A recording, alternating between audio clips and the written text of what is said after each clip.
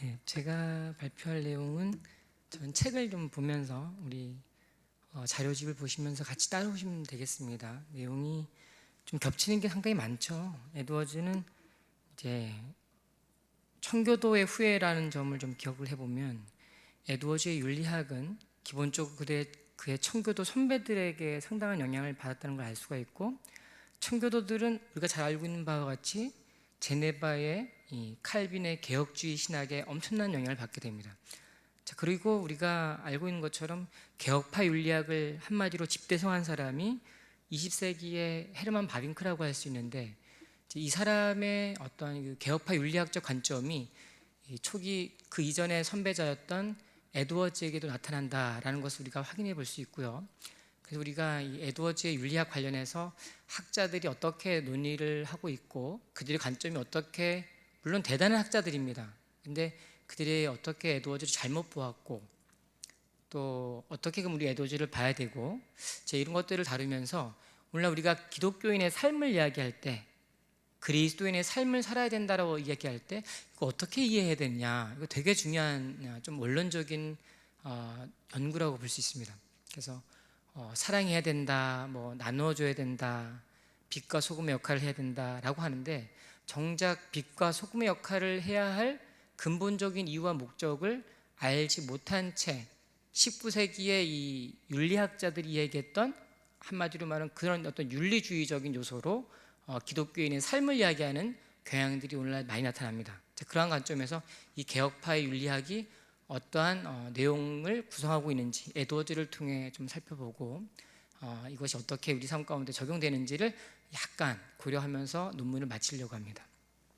그래서 우리 서론을 보시면요, 에드워즈의 이 윤리에 대해서 제가 세 가지 관점을 크게 묘사를 합니다. 그래서 우리가 대표적으로 에드워즈를 도덕 철학으로 이해하는 사람들이 있어요. 그 이제 피에리 밀러나 프랑케나 같은 사람들인데, 이 사람들은 에드워즈를 이 신학자가 아니라 도덕 철학자로 간주를 한다. 자, 그렇다면 우리 처음에 기조 강연에서 말씀하셨던 것처럼 이 페리 밀러와 같은 사람들이 무신론자거든요. 그러니까 이 무신론적 관점에서 에드워즈를 바라보면 에드워즈의 윤리는 그냥 일반 도덕 철학, 칸트의 어떤 도덕이나 이런 거에 뭐 크게 다르지 않은 사람에 불과한 것이죠. 자, 근데 그들이 그렇게 하는 배경에 이유가 있습니다. 근본적으로 그들은요, 이전의 칼빈의 주장과 다르다라는 것이 그들의 전제예요. 잘못된 전제를 가지고 에드워즈를 보기 때문에 에드워즈를 어떤 신학적 관점의 윤리가 아니라 도덕 철학적으로 간주하는 것이죠. 두 번째 사람은 제가 피터 게이라는 사람인데, 이 사람은 에드워즈를 이 청교도의 하나의 조류로 보고, 청교도의 후예가 왔잖아요. 근데 이 청교도 자체를 굉장히 엄격하고 딱딱하고 경직되고, 우리가 잘 알고 있는 것처럼 유명한 소설 그 주홍 글씨 있잖아요. 뉴잉글랜드의 청교도들을 상당히 사색적이고 메마른 딱딱한 사람으로 비판하는 소설이 그게 주홍 글씨인데, 이러한 관점에서 청교도를 바라봐요. 그러니까 이러한 청교도들의 후예인 에드워즈 역시 모든 이 교리라든가 어떤 윤리라든가 이런 것들을 그런 어떤 청교도적 교리주의적 이런 관점에서 비판하는 거죠. 그래서 우리 77페이지 하단에 보면요, 이 피터 게이라는 사람이 이런 말을 해요. 초기 미국 청교도들은 좀 더 편안한 상황에 처한 어느 청교도들보다 더 엄격하고 더 보수적일 수밖에 없었고, 그 결과 미국 청교도들의 사회 사상은 본질적으로 청교도 가정의 이상, 즉 위계적이고 규율을 중시하며 종교적 목적에 철저히 헌신된 것이었다. 이런 관점에서 에드워즈는요, 세상의 역사를 하나님의 작정이 실현되는 구속의 역사로 이해하면서, 그건 피터 게이의 비판입니다, 인간을 하나님의 손 안에서 은혜의 유입이나 정죄의 작정을 거부할 수 없는 무능한 존재로 만들어버린 비극적인 인물이라는 거예요. 이게 피터 게이가 에드워즈를 비판하는 겁니다. 그러니까 이런 관점에서 에드워즈의 윤리학이라는 것은 청교도의 사회적 이데올로기를 지탱하기 위한 하나의 이데올로기적 관점에서 윤리학을 본다는 거죠. 마지막으로는요, 에드워즈의 윤리학을 18세기 계몽주의 철학의 영향을 받은 삼위일체론으로 접근하는 이들이 있습니다. 대표적인 사람이 플랜팅과 포우라는 사람인데요, 이 사람이 에드워즈의 이 삼위일체론 두 가지 영향을 받았다는 거예요. 하나는 이 어거스틴 모델, 기본적으로 삼위일체론의 초대 교부로 올라가 보면 삼위일체론을 서방에서 좀 정립한 사람이 바로 어거스틴이거든요. 근데 이 어거스틴의 이 모델뿐만 아니라 그리고 이 12세기 성 비터의 리처드라고 하는 이 사람의 사회적 삼위일체론 모델을 가지고 와서 이 에드워즈가 그런 삼위일체론을 가지고 인간의 윤리를 다룬다. 여러분, 삼위일체론이 우리가 앞에서 우리 김영래 박사님이 얘기했던 것처럼 성부, 성자, 성령의 이 사랑의 관계, 또 이런 것이 어떻게 이 사회에 사랑의 관계를 반사하고 비추는지, 뭐 미학적 관점에서 또 그렇고 계시적 관점에서도 그렇고 이런 것을 보여주긴 하지만, 그럼에도 불구하고 정통적인 삼위일체론은요, 사회적 삼위일체론은 아닙니다. 존재론적 삼위일체가 가장 개혁파적이고 정통적인 삼위일체론.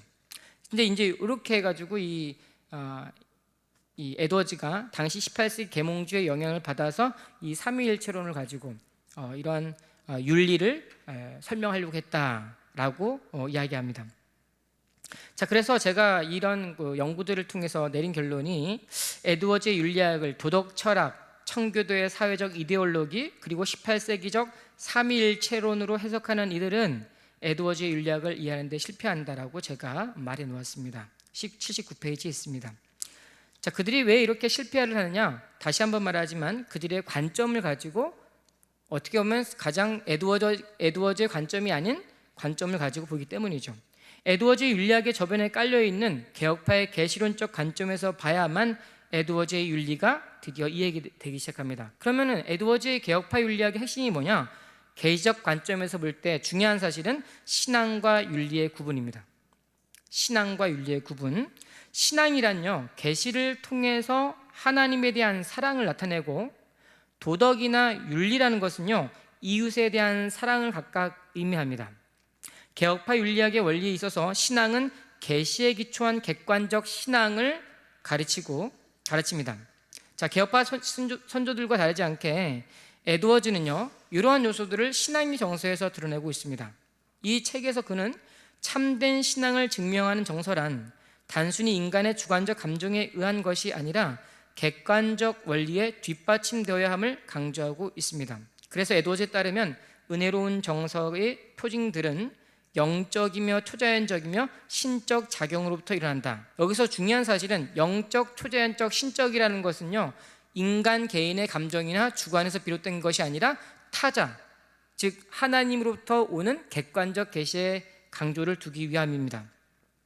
이외에도 이 에드워즈의 윤리학 관련된 다양한 연구들이 나와 있습니다. 제 각주를 한번 참여해 보시면 나와 있고요. 최근에 제가 KCI 논문에 에드워즈 윤리학 관련된 그 연구들을 쳐보면 그렇게 많이 나와 있지 않아요. 거의 국내에서는 연구된 바가 많지 않습니다. 자, 그래서 에드워즈의 그러면 기독교 윤리학을 어떻게 연구해야 되냐? 우리 목사님께서도 잘 발표하신 바와 같이 에드워즈는 그냥 설교 자체가 다 윤리예요. 설교 자체가 신앙이고 설교 자체가 윤리고, 그는 믿으면서 설교했고 설교하면서 믿었습니다. 믿은 대로 살았어요. 그냥 그가 이야기하고자 하는 어떤 신학적 지식이 머릿속에서 내 가슴속에 따로따로 오는 게 아니라 믿은 대로 설교해요. 설교하면서 믿습니다. 이게 에드워즈. 자, 이러한 것들을 그러면 에드워즈의 설교라던가 다양한 작품들 속에 나타날 때에 이거 어떻게 그러면 다 찾아볼 수가 없잖아요. 근데 감사하게도 그의 윤리학을 중점적으로 다루는 작품들이 3개가 나오는데요. 그게 바로 뭐냐면 신앙의 정서, 두 번째 참 미덕의 본질, 세 번째 사랑과 그 열매입니다.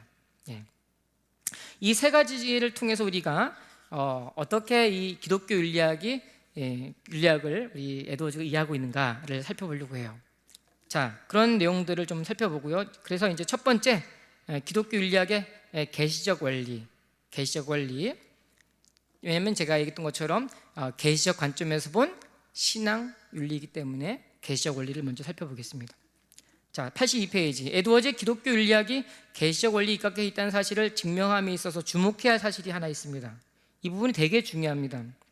그것은 에드워즈가 성경의 계시론을 직접적 혹은 논리적으로 다루기보다는 성경의 계시를 받아들이는 신자의 정서가 참인지 아닌지를 식별하는 데 초점을 맞춘다는 데 있습니다.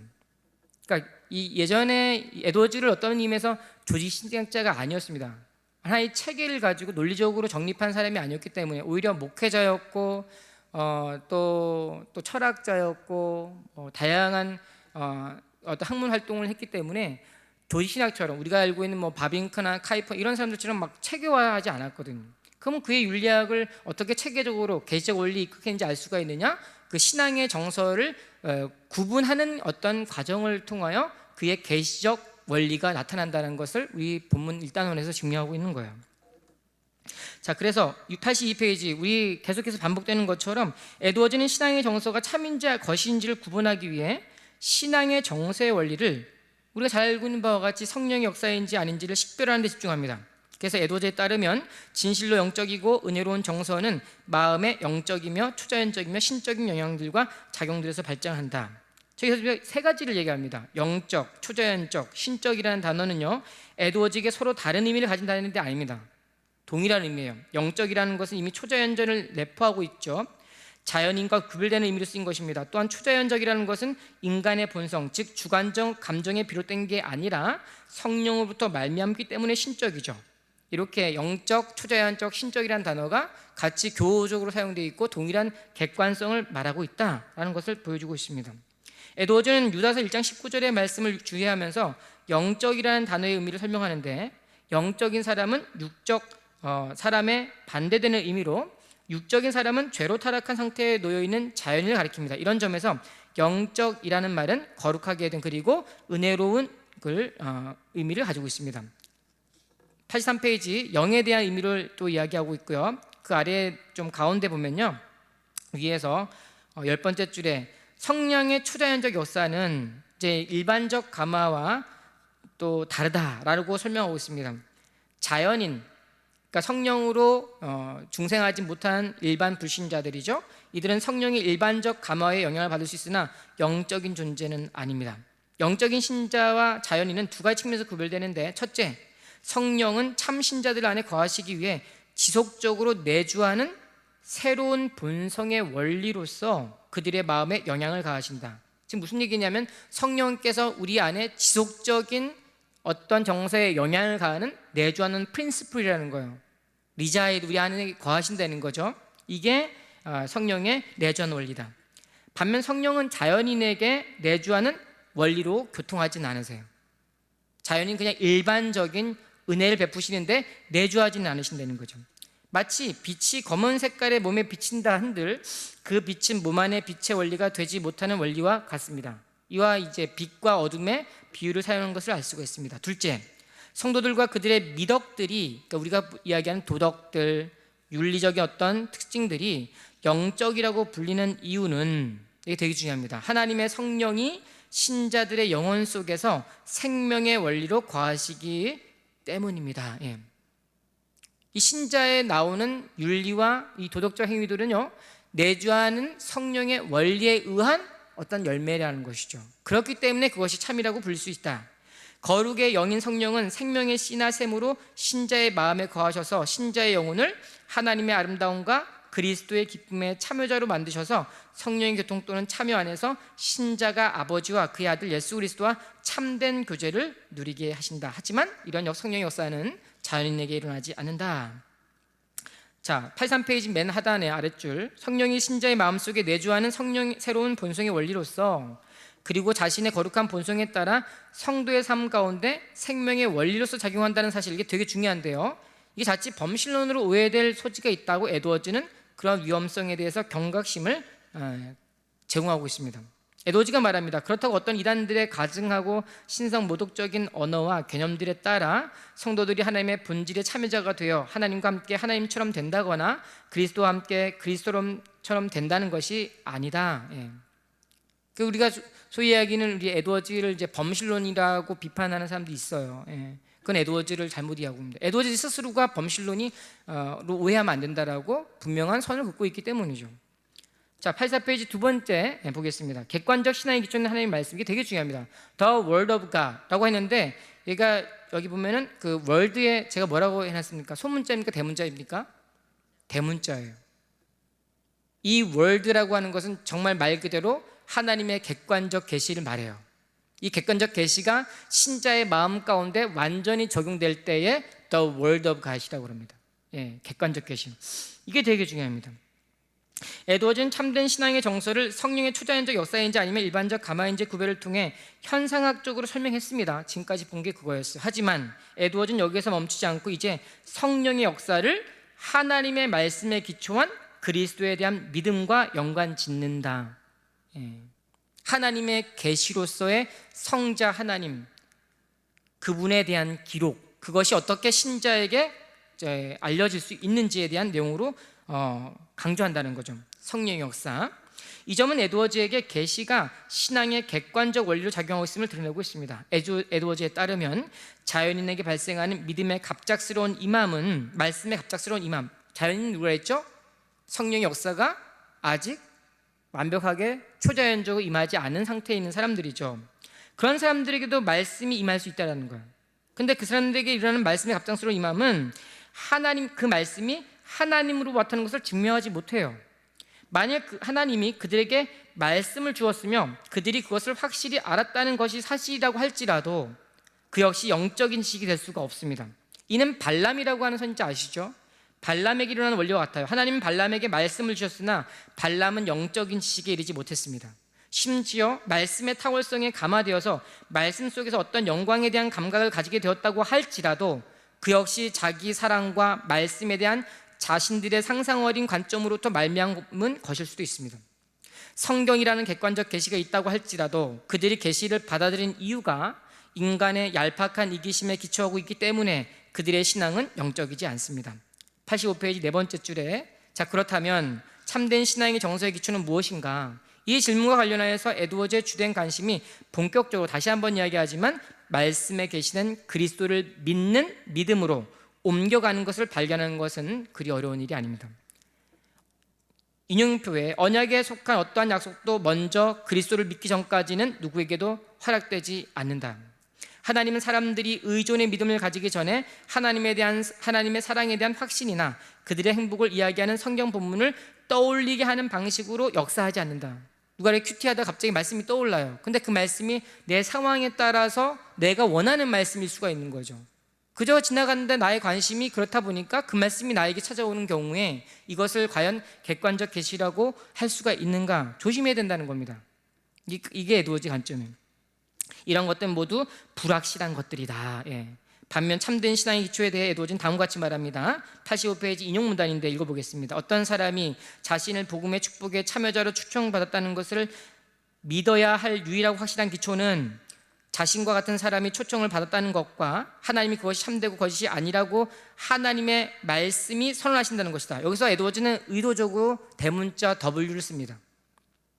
만일 죄인이 일단 하나님의 진실하심과 성경이 그분의 말씀이라는 것을 확신하게 되면, 그죠? 성경이 객관적으로 계시된 하나님의 말씀이 진짜 하나님의 말씀으로 확신하게 되면 그는 더 이상 그가 초청받았다는 것을 자신에게 확신시키거나 만족시킬 필요가 없을 것이에요. 왜냐하면 성경은 죄인들, 가장 큰 죄인들에게 복음의 유익에 와서 참여하라는 초청들로 가득하기 때문에 그 자체로 진정한 확신이라고 말할 수 있다는 것이죠.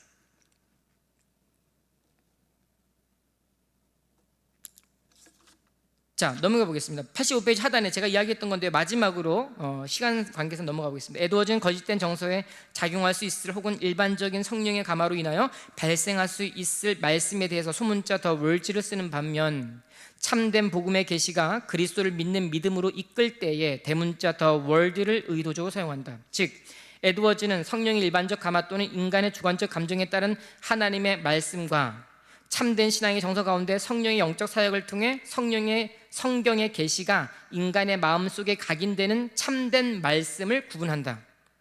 하나님의 계시로서의 말씀이 성령의 역사로 말미암아 하나님의 말씀으로 믿어질 때 참된 신앙의 정서가 일어난다. 하나님의 말씀은 더 월드는 성경에서 말하고자 하는 복음의 요체인 그리스도를 믿는 믿음으로서의 기초이다. 이게 바로 신앙의 기초로서의 계시적 원리입니다. 자, 그러면 신앙의 본질에 대해서 한번 살펴보겠습니다. 윤리를 이야기해 신앙의 본질. 신앙의 본질은요, 제가 옆에 써놨습니다. 에드워즈가 말하는 신앙의 본질, 하나님을 향한 선의에 대한 사랑이다. 베네볼런스라고 하는데요, 이게 조금 어려운 내용이긴 합니다. 그러나 조금 간략하게 한번 살펴보도록 하겠습니다. 87페이지. 우리가 첫 번째 증명한 것이 계시가 신앙의 객관적 원리라고 한다면, 그렇다면 신앙의 본질은 뭐냐? 신앙 자체에 대한 것이죠. 개혁파 윤리학에서 되게 중요합니다. 신앙이란 하나님에 대한 예배를 가리킵니다. 따라서 신앙의 본질에서 중요한 주제 가운데 하나는요, 되게 중요합니다. 하나님과 인간의 관계예요. 자, 칼빈은요, 신앙을 하나님을 아는 지식에 있어서 필수적이라고 말해요. 하나님을 아는 지식은 하나님이 계신다는 것뿐만 아니라 우리에게 무엇이 합당한지, 또 하나님의 영광이 무엇이 합당한지를 파악하며 결국 우리가 하나님에 대해 아는 것이 우리에게 유익이 되는 바를 깨닫는 것을 말한다. 참으로 적절히 말해서 종교나 경건이 없는 곳에 하나님이 알려진다고 말할 수 없다. 그렇게 칼빈은 말합니다. 자, 이러한 의미에서 경건은 경외가 하나님의 유익에 대한 지식이 유발하는 하나님에 대한 사랑과 결합한 것이다. 경외와 사랑이 결합한 것, 두려움과 사랑이 결합한 것, 이게 진짜 경건이에요. 인간은 모든 것을 하나님에게 빚지고 있다는 것, 하나님의 부성적 돌보심으로 양육되며 하나님이 모든 선의 저자라는 것, 그들이 그분 외에 어떤 것도 구하지 말아야 한다는 지식을 깨닫기 전까지는 결코 기꺼운 예배를 하나님께 드릴 수 없다. 이게 칼빈의 관점입니다.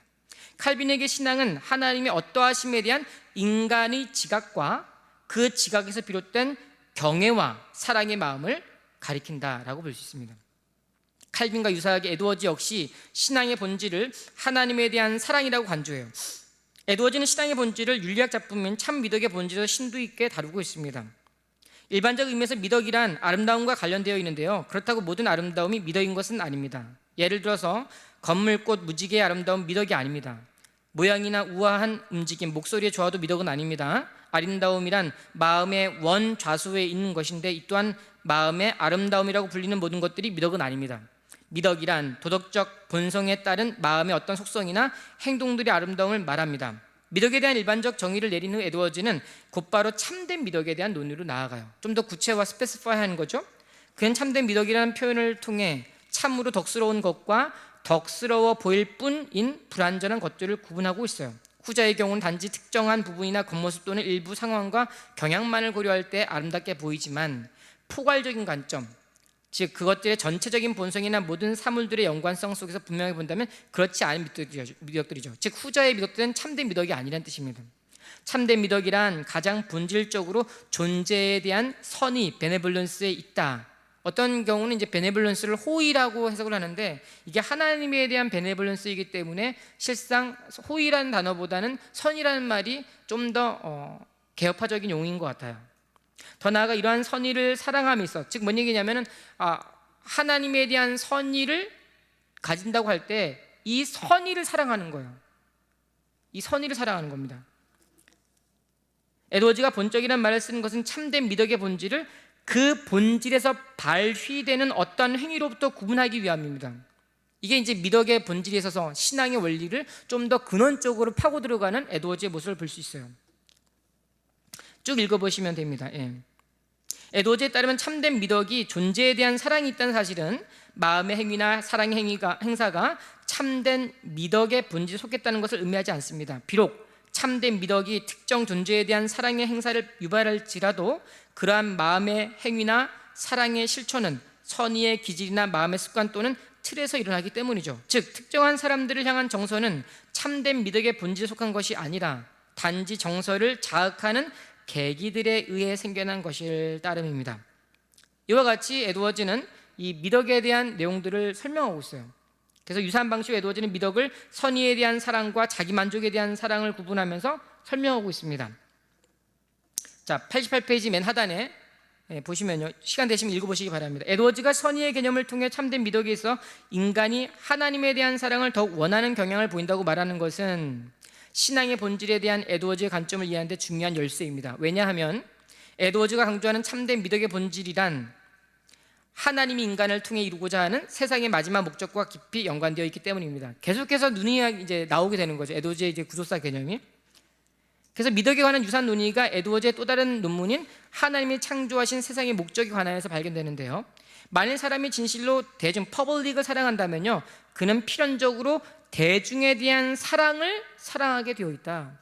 마찬가지로 미덕 자체에 대한 사랑은 덕스러운 것인데 이는 신적 존재에 대한 사랑 안에 내포되어 있거나 그 사랑으로부터 발생합니다. 계속해서 에드워즈는 다음까지 씁니다. 89페이지, 좀 어려운데 인용 문단을 통해서 간결하게 한번 요약해 볼 수 있을 것 같습니다. 결국 하나님의 미덕에 대한 사랑은 곧 자신에 대한 사랑을 포함하며 미덕에 대한 사랑이 미덕으로 간주되는 것도 그것이 자신에 대한 사랑에서 비롯되기 때문이다. 따라서 피조물 안에 있는 거룩함에 대한 하나님의 미덕적인 성향은 결국 그분 자신에 대한 사랑과 동일한 것으로 귀결된다. 다시 말해 하나님이 미덕을 자신의 목적으로 삼는 것은 곧 자신을 자신의 목적으로 삼는 것이다. 요컨대 하나님은 마치 모든 것을 포함하는 존재이기에 그의 도덕적 완전성, 즉 거룩함, 정의, 은혜, 자비는 결국 어떤 방식으로든 그분 자신에 대한 최고의 무한한 관심으로 귀결된다. 그렇다면 하나님이 자신의 행하시는 모든 일이 있어 자신을 최고의 궁극적인 목적으로 삼는 것이 마땅하다고 생각하는 것은 어려운 일이 아닐 것이다. 당연하다라는 뜻입니다. 그래서 에드워즈의 신앙의 본질, 즉 미덕의 본질은요, 사물이나 사건이나 혹은 사람에 대한 선의에 있는 것이 아닙니다. 이 모든 것들은 부분적이고 가변적일 뿐만 아니라 처음부터 하나님이 인간을 통해 목적한 바가 아니었습니다. 반면 하나님에 대한 선의를 사랑하는 것은 하나님이 인간에게 목적한 바이기 때문에 그 자체로 가장 본질적이라고 볼 수 있습니다. 자, 도덕철학으로 규정하는 문제점에 대한 비판, 제가 우리 앞에서 설명했던 도덕철학자로 규정하는 그 사람들에 대한 잘못들을 제가 이러한 앞에 계시적 원리와 신앙의 본질을 통하여서 조목조목 비판하고 있습니다. 몇 가지 살펴보면 90페이지예요.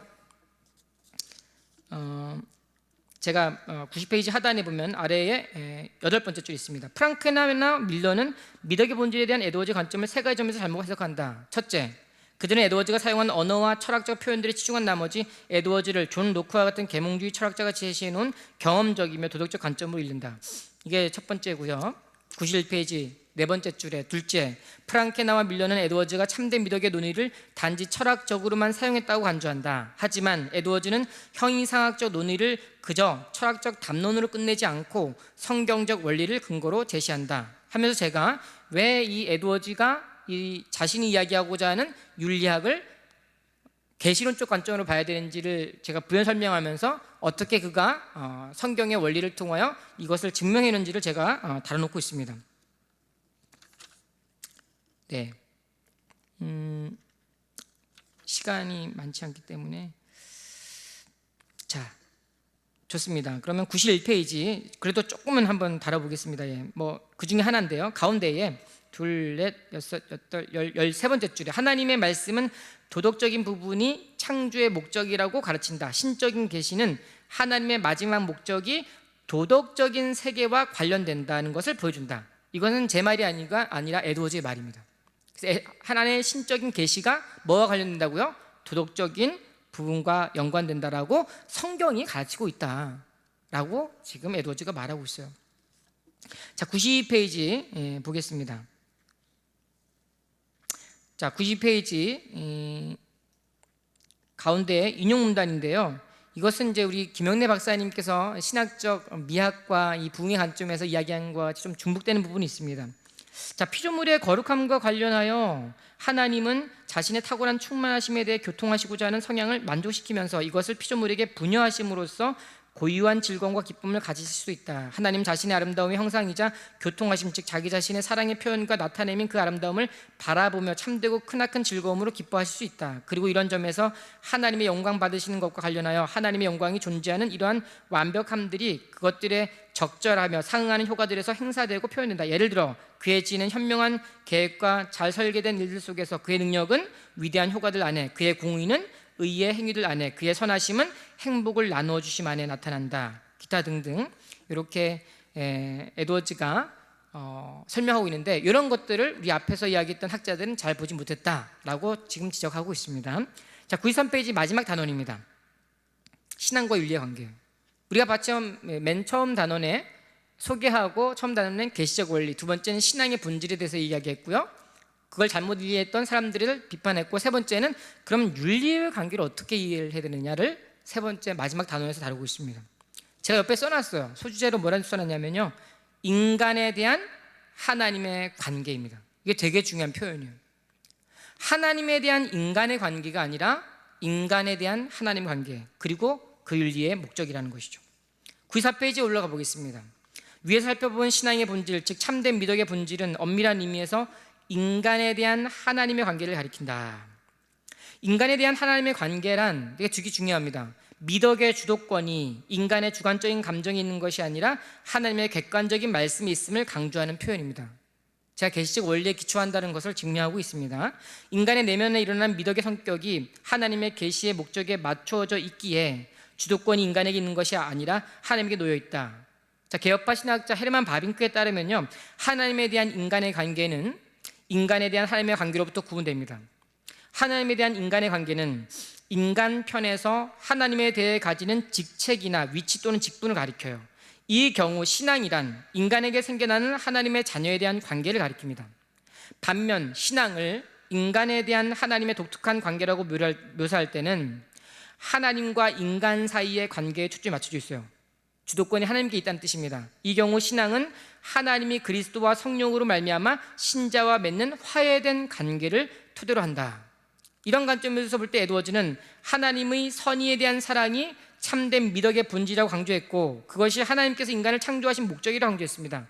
이를 고려한다면 에드워즈가 그의 윤리학에서 인간 사이의 관계에 초점을 두기보다 하나님의 성령의 절대적 역사로 인해 맺게 되는 관계, 즉 인간에 대한 하나님의 관계를 강조하고 있음을 어렵지 않게 발견할 수 있습니다. 더 나아가 그 관계는 좀 더 거시적인 관점에서 단순히 인간의 내면이나 행동에서 발생하는 도덕적 원리를 설명하는 데 그치는 것이 아니라 계시에 나타난 하나님의 언약이 어떻게 한 개인과 역사 속에서 성취되는지에 초점이 맞춰져 있다는 것이죠. 자, 그렇다면 인간에 대한 하나님의 관계, 신적인 사랑에 대해서 살펴보겠습니다. 우리가 앞에 박사님이 얘기했던 것처럼 우리가 이야기하는 디바인 러브, 신적인 사랑, 우리가 보통 이제 사랑이라는 단어를 영어로 러브라고 하죠. 근데 이 러브는 되게 포괄적인 단어예요.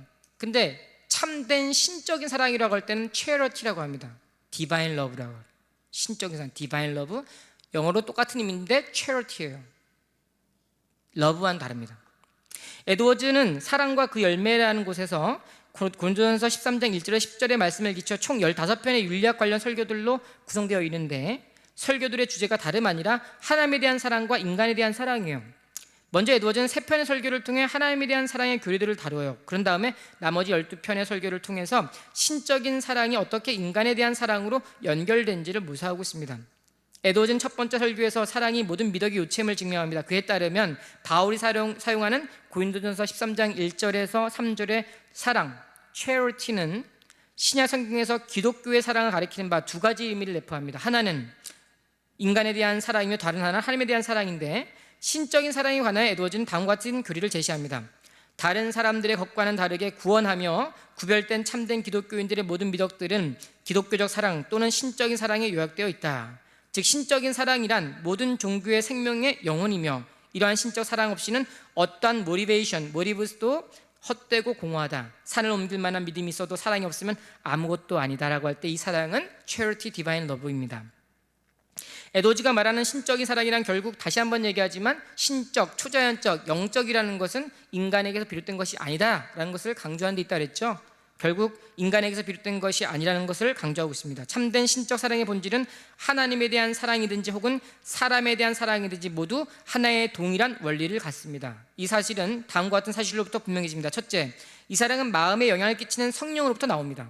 우리가 살펴봤죠. 성령은 사랑의 영으로서 성령이 인간의 영혼에 들어갈 때 사랑이 들어갑니다. 성령으로, 바이가 되게 중요합니다. 이 인간 안에 내주하는 하나님이신 그분은 그 안에 내주하는 사랑을 가지실 것이다. 요한일서 4장 12, 13절의 말씀은 하나님 우리에게 그분의 성령을 주셨기에 우리가 그분 안에 거하고 그분이 우리 안에 거한다는 것을 안다는 뜻입니다. 둘째, 하나님과 사람에 대한 기독교의 사랑은 성령의 동일한 사역으로 인하여 마음에 기록됩니다. 하나님에 대한 사랑의 영을 주입하는 것과 사람에 대한 사랑의 영을 주입하는 것은 두 가지 사역이 아닙니다. 마지막으로 하나님과 사람이 진실한 기독교의 사랑으로 사랑되어질 때 둘 모두는 동일한 동기로 사랑을 받는 것이죠. 인용해 보면 하나님이 올바르게 사랑받으실 때 그분은 자신의 탁월하심과 자기 본성의 아름다우심, 특별히 자기 본성의 거룩하심 때문에 사랑받는다. 그러므로 진실로 거룩한 사랑으로 사랑받는 모든 것들은 하나님과의 어떤 관련성으로부터 사랑받는 것이다. 자, 이렇게 두 번째 설교 또 나오고 있고요. 96페이지 세 번째 또 교리를 제시하고 기타 등등을 설명하고 있습니다. 시간 관계상 넘어가도록 하겠습니다. 쭉 읽어보시면 됩니다. 이게 지금 요약해 보면 뭐냐면 하나님의 이 비상한 사역이라고 그래요. 특별하게 선지자 시대 혹은 구약 시대에 주었던 특별한 예언이라든가 방언이라든가 특별한 은사를 주었던 이런 비상 사역보다 일반적 사역이 더 중요하다. 그때는 뭐냐면 오늘날도 나타나는 말씀이라든가 성경의 어떤 묵상이라든가 이런 걸 통해서 나타나는 일반적 은혜가 더 탁월하다고 지금 에드워즈는 말하고 있어요. 자, 한번 내용을 쭉 읽어보시면 됩니다. 이거는 이제 우리가 소위 얘기하는 은사 중지론과 관련된 내용이긴 한데 그냥 저희 관점의 초점이 아니기 때문에 그냥 넘어가도록 하겠습니다. 자, 넘어가 보겠습니다. 98페이지 넘어가 보겠습니다. 98페이지 보겠습니다. 자, 위에서 살펴본 세 편의 설교로부터 두 가지 사실이 분명해집니다. 첫째, 이 설교들 가운데 첫 번째 설교는 에드워즈의 윤리를 위한 단초를 제공합니다. 15가지 중에 첫 번째 설교예요. 하나님에 대한 사랑과 인간에 대한 사랑은 성령이라는 하나님의 원리로부터 말미암는다. 둘째, 에드워즈는 미덕의 고유한 특성인 참된 사랑이란 인간에게서 불가능하다는 것을 계속해서 강조하고 있다는 점, 그게 되게 중요합니다. 이렇게 보고요. 자, 그러면 윤리의 목적이 뭐냐? 기독교 윤리의 목적, 이제 구속사 개념을 보게 되는 거예요. 인간에 대한 하나님의 사랑을 강조하는 이유는 에드워즈의 윤리학이 하나님의 행하시는 구속사역과 긴밀하게 연결되어 있기 때문입니다. 에드워즈는 자신의 윤리작품들에서 미덕의 원리로서의 성령을 지속적으로 강조하는 한편 계시로서 객관적 원리를 설명하는데 많은 지면을 할애하지는 않아요.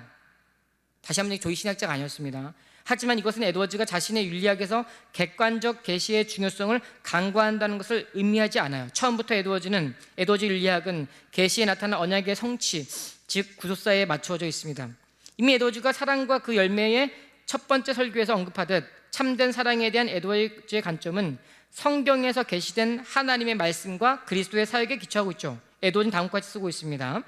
읽어보겠습니다. 복음이 우리에게 선언하는 구속사는 그 무엇보다도 사랑할 동기들을 제공합니다. 이는 그 사역이 전에 나타나고 여겨졌던 가장 영광스럽고 경이로운 사랑의 사역이라는 것은 복음이 하나님과 그리스도 안에서 계시하는 중요 원리이기 때문입니다. 구속사가 중요한 것은 하나님이 오늘날 우리가 교회와 함께 하고 있다 이런 걸 보여주는 게 아니라 하나님과 그리스도 안에서 계시하는 주요 원리이기 때문이에요. 복음은 성부와 성자 사이에 사랑을 드러내며 그 사랑이 어떻게 자비로 나타나게 되었는지를, 어떻게 그리스도가 하나님에게 기뻐하신 바 된 사랑받는 아들이신지를 선포합니다. 우리가 하나님께서 아들을 얼마나 사랑하셨는지를 알면서 그 놀라운 영적 감각을 경험한다는 거예요. 거기서 우리는 우리 안에 그리스도를 두신 하나님의 사랑의 효과를, 그분을 중보적 왕국의 영광에, 세상의 주와 심판자로 모든 이들이 아버지를 공경하듯 아들을 공경하도록 정하신 일들 안에서 가지게 됩니다. 거기에서 그리스도가 아버지에 대해 가지는 사랑과 그 사랑의 경이로운 열매들이 나타나는데, 특별히 그토록 위대한 일들을 행하심과 아버지에게 순종하심 가운데 그토록 위대한 일들로 권한당하심, 그리고 아버지의 공의, 권세와 법의 영광을 위하였을 때 그러합니다. 이 법이라는 것은 율법이겠죠. 에드워즈에 따르면요, 참된 신앙의 본질인 사랑은요, 복음에 계시된 성부와 성자의 사랑의 관계를 깨달을 때 작용합니다. 성부와 성자의 사랑은 특별히 성부에 대한 순종과 성부의 영광을 위한 것으로서의 그리스도의 행하심과 고난 당하심에 나타난다. 신자 안에서 역사하신 방식 또는 참된 사랑의 원리로서의 성령의 사역은요, 다른 게 아니라 성경에 계시된 복음의 가르침, 그 중에서도 복음이 계시하는 그리스도의 인격과 사역에 맞추어져 있다. 이것은 전형적인 개혁파의 원리입니다. 개혁파 윤리의 핵심, 우리 안에 윤리의 진료와 재료가 뭐냐면 하나님, 그 예수 그리스도의 인격과 사역, 그것을 통해 나타나는 하나님의 계시와 사랑입니다. 자, 넘어가 보겠습니다. 우리 99페이지 하단에 보면 에드워즈는 그리스도의 탁월성이라는 제목의 설교에서 당부했습니다. 그는 다른 어떤 피조물도 행할 수 없었던 일들을 우리를 위해 이루셨습니다. 타락한 인간은 비천하고 멸시받을 존재, 경멸스러운 벌레와 같은 존재이지만 우리를 대신하여 사명을 감당하신 그리스도는 무한히 존귀하고 가치 있는 분이십니다. 타락한 인간은 오염되었지만 그리스도는 무한히 거룩하시며 인간은 혐오스러우나 그리스도는 무한히 사랑스러운 분이십니다. 좀 더 보겠습니다. 그리스도의 인격 안에서 실제로 그리하지 않았더라면 죄인들이 그를 신뢰하도록 초대하고 격려받는 요소가 이토록 풍성하게 구주 안에 존재할 수 있으리라고는 상상조차 할 수 없었을 것입니다. 그리스도의 인격이 아니라면 그러한 것은 상상할 수도 없는 일이다 라고 말하고 있어요. 그러면서 당신이 어떤 형편에 처해 있든 이와 같은 구주께 나아가는 것을 두려워할 필요는 없다라고 권면하고 있습니다. 생각해보면 그리스도의 탁월성은요, 단순히 인간으로서 당하신 고난에 갇혀 있는 것이 아닙니다. 죄인을 위해 대속하신 그리스도는 무한히 존귀하고 합당하십니다. 이건 지금 에드워즈가 하는 말을 제가 다시 한번 요약하고 있는 거예요. 즉 에드워즈는 참 하나님이시면서 사람이 되셔서 한 인격을 이루어 행하신 모든 사역들이 성부에게 합당하게 여김을 받음을 강조하고 있습니다. 그리스도의 인격과 사역이 성도의 마음속에서 가마의 진료가 됩니다. 성령은 그리스도의 신인 양성의 인격적 연합과 그 연합 가운데 이루신 중보자의 사역을 믿는 신자에게 교통하십니다. 그리하여 신자들의 신앙은 그리스도의 구원의 은혜를 마음 가운데 누림으로써 지성과 의지와 감성의 변화를 받아 참된 도덕을 산출합니다. 네, 그러면서 제가 100페이지와 101페이지에서 계속해서 설명하고 있어요. 어떻게 예수 그리스도의 구속의 효과들이 성령의 교통하시는 은혜로 말미암아 신자에게 내적 변화를 일으키고 참된 사랑의 열매를 맺는지를 제가 그 원리를 설명하고 있습니다. 넘어가 보겠습니다.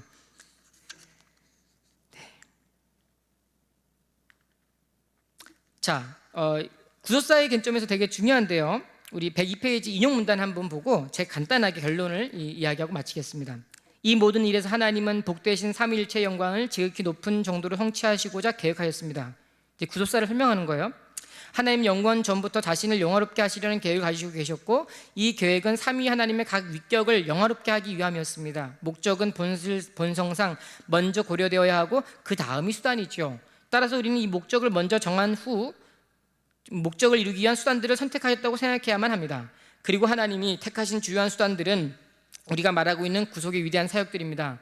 그의 독생자 예수 그리스도를 이 위대한 사역 안에서 영화롭게 하는 것, 그리고 아들로 인하여 아버지를 영화롭게 하는 것이 아버지의 계획이셨습니다. 그리고 아들은 영광스럽게 되고 아버지를 영광스럽게 해야 하는데 그것은 성령에 의해 성취된 것에 의해 성령께 영광을 돌아가도록 하기 위한 것이었습니다. 그리하여 삼위일체 하나님 모두가 함께 그리고 각 위격이 따로 극도로 영광스럽게 되어져야 합니다. 이렇게 정해진 수단들이었던 그 사역은 타락 직후 즉시 시작되었으며 이같이 의도된 모든 영광이 모든 것들 안에 온전히 성취될 때 세상 마지막 날에 수행되고 끝날 것입니다. 자, 개인 안에 일어나는 영혼의 변화, 교회의 전체 목적으로서의 구속사를 향해 나아갑니다. 아마 우리 김은혜 박사님께서 발표하셨죠. 내가 예수 믿고 구원받고, 이게 루터파와 개혁파가 다른 건데, 루터파는 내가 어떻게 하면 죄로부터 구원받을까, 어떻게 하면 죽이 안 떨어지고 천국 갈까라는 것이 고심이었다면, 개혁파는 하나의 영광에 초점을 맞췄어요. 나를 예수 믿고 구원받게 하신 이유가 목적이 무엇이냐, 그것은 하나님의 영광을 위해 살라고 구원하셨다는 거죠. 그러니까 그러면 내가 예수 믿고 구원받고 내 혼자 열심히 영광을 위해 살아가느냐? 아니라 그랬습니다. 한 사람 한 사람이 모여 한 교회를 이루고 그 교회 전체가 하나님의 영광에 합당한 그러한 그리스도의 장성한 분량으로 자라가게 하는 것, 그것이 바로 기독교 윤리의 핵심이라는 거죠. 다시 말해 그리스도의 인격과 사역을 통한 구속의 탁월성은 성령의 역사로 인하여 한 영혼에게 신앙의 본질인 사랑을 일으킵니다. 하나님은 그와 같은 방식으로 교회를 세우고 완성해 나가시며 세상의 마지막 때에 교회를 온전하게 세우심으로 자신의 영광을 성취하십니다. 윤리의 목적은 계시에 나타나는 언약의 성취이며 그 언약의 성취란 하나님의 영광이 있습니다. 이와 같이 에드워즈기 윤리란 그 목적과 결부되어 있는 바 성경에 게시된 하나님의 언약적 경륜의 관점에서 이해되어야 합니다. 네. 결론은 제가 한 바와 비슷합니다. 그래서 이렇게 해서 제가 발표를 마치도록 하겠습니다. 감사합니다.